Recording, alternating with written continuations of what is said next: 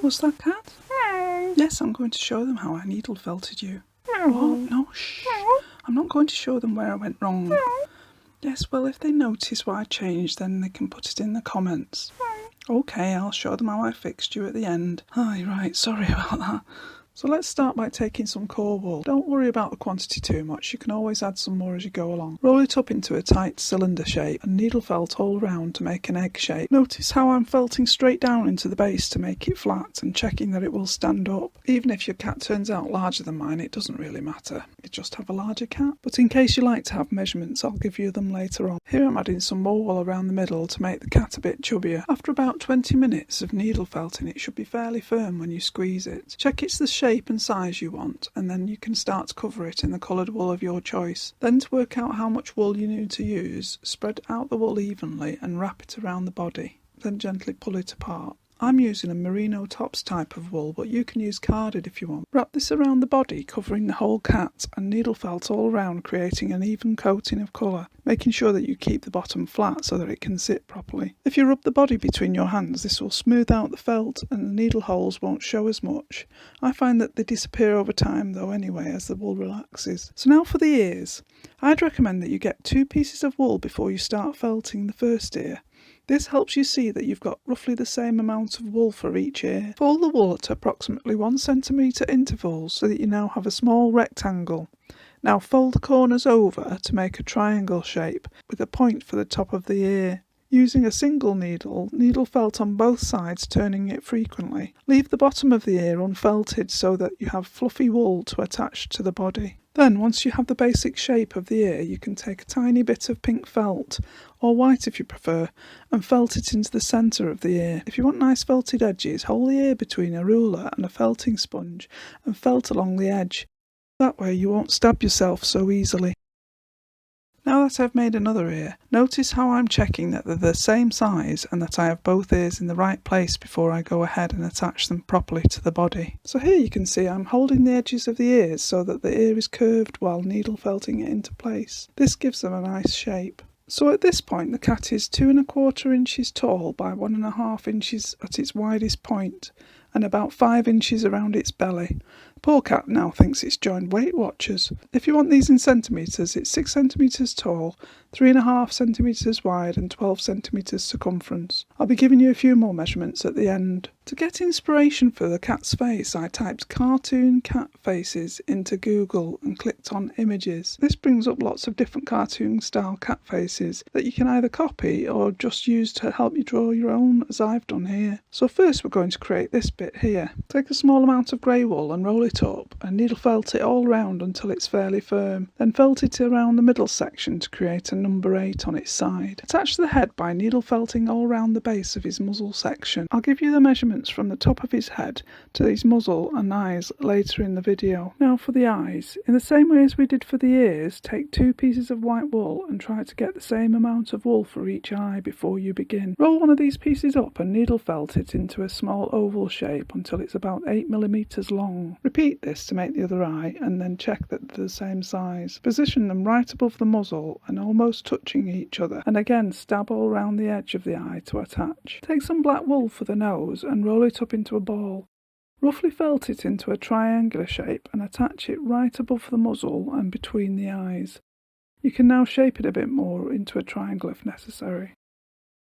Now take 2 tiny pieces of black wool that are as close to the same amounts as possible. This is for the pupils of the eyes. Roll them in your hands and between your fingers into a ball. Doing this also helps you feel if one is bigger than the other. Then you can add or remove some wool if you need to. Decide where you want the pupils to be on your cat before starting, which I did, but, well, we'll talk about that later. Then felt them both lightly into place onto the white ovals. Now for the mouth. For creating thin lines, I prefer to use Merino tops, but you can do this with carded wool as well. So to create the mouth, take a thin slither of black wool and twist it. This will show you how thick the mouth is going to be. If you're happy with that, starting at the bottom of the nose, attach it. Don't worry about the strands at the end, it will needle felt in later. Then slowly, holding the thread in your non-dominant hand, needle felt down from the nose. Really take your time doing this. You don't want to rush this part. Here you can see I'm guiding the wool where I want the mouth to be with my left hand. As you catch the wool with the needle, you can feel it pull the wool through your fingers as you loosely hold it. If you're finding this video useful, it would make my day if you click the like button. By you clicking it, it also helps others to find the video. And of course, you could subscribe as well if you'd like to see more like this. Anyway, back to the cat's face. Once you've got to the side of the mouth, cut off the remaining wool and just needle felt the ends in to neaten it up. Now attach the remaining twisted wool in the middle again, and working in the same way, needle felt the other side of the mouth. Make sure you look at the first side of the mouth and use it as a reference to make a mirror image. Now let's give him some legs and paws. Take 2 equal sized pieces of grey wool that are slightly more than double the length that you want the legs to be. These pieces are about 7 centimetres long. Fold them in half and needle felt into a thin sausage, leaving one end unfelted and fluffy. That's where you're going to attach them. Notice I've switched to using the multi-needle holder for speed. Check the leg against your cat to see if it's the right length. Now you're going to bend the end over slightly to make the paw, and add some more wool by wrapping it round the bottom to make the paw slightly larger. Hold it in a bent position while you needle felt it into a round paw shape. This will help it keep that position. Before you attach this leg, make the other leg and paw in the same way and check that they're the same length and width. That way you can add some more wool if necessary. Make sure you've not got too much spare wool. This is what we're going to attach the legs with, so spread it out. You don't want it in one big clump or the join will show. Position the leg so that the paw touches the ground when the cat is sat down, and start needle felting the ends of the spread out fluffy wool around the front of the cat. You need to stab this a lot to make sure the join disappears into the body.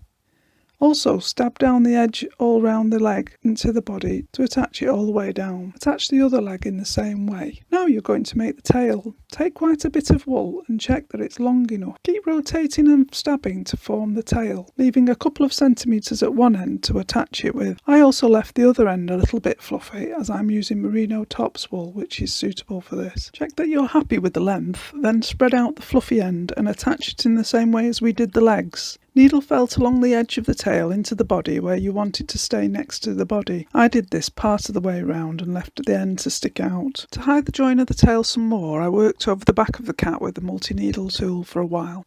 For the whiskers I used some invisible nylon thread. With a regular sewing needle, go through the muzzle area and trim to the right length.